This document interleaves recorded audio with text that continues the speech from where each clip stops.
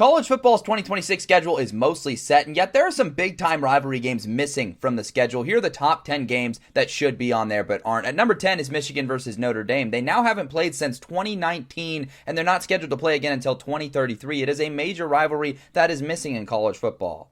LSU versus Florida is an iconic SEC rivalry that's missing from the schedule for the first time since 1970. Just a terrible byproduct of these mega conferences. TCU and SMU is an incredible, fiery rivalry with the two campuses being only 40 minutes apart, and yet inexplicably it's left off the schedule this year. These guys have played each other 113 times. This just can't happen.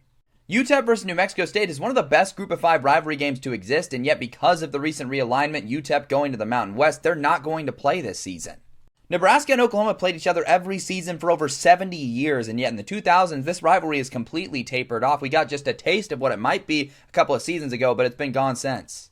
I just don't understand how this even happens. Florida versus Tennessee is one of the best modern rivalry games in the SEC, and yet somehow they don't play each other in 2026. This should be a protected rivalry. The last 4 seasons revived the backyard brawl as a rivalry, showing it's one of the most underrated ones in college football, and then they just said, let's not renew it. We're not going to see this game again until 2029. It's just ridiculous. Notre Dame and USC infamously did not renew their rivalry this season. Some people will bag on this one and call it an industry plant rivalry that doesn't make much sense on paper, but while that might have been the case initially, there are so many iconic moments baked into history that this one has to happen every year. It's inexcusable they didn't get it done.